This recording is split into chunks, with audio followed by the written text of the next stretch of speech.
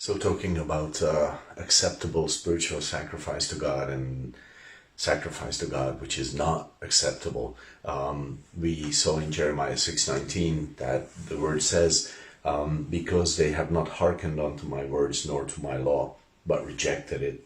So basically God is saying there, your sacrifice is not acceptable because you have rejected my word, you have rejected my will, you have rejected my instruction, you have decided to turn against me. So basically he's saying it is acceptable or rejected sacrifice depending on the heart. Whether the heart is humble and it is a heart loving and living the will of God, or is it a heart rejecting the will of God for choosing my own way? And that's really the question.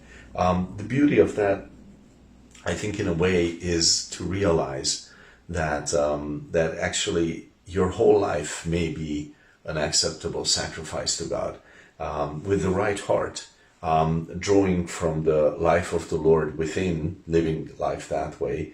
Your whole life can be eternally meaningful before God. Spiritual sacrifices is not just talking about certain words, certain deeds, certain meditations, but it can be your whole life, basically.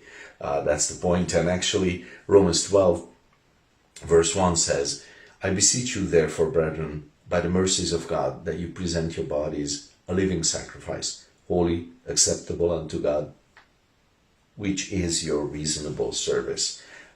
So he is saying, present your body as a living sacrifice. Basically, give yourself over wholly to God.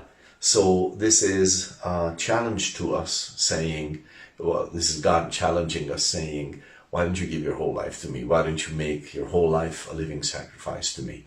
Why don't you make it all eternally worthwhile? Why don't you make it all pleasing to me?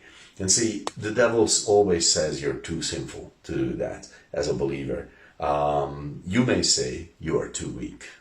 You may say to yourself, no, I'm too weak to do that. The Word of God says it is entirely possible. It is not a far thing from you.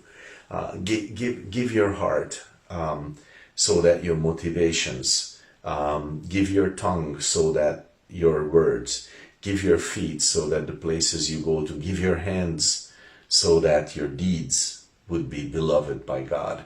And it is all very possible. It is not far from you.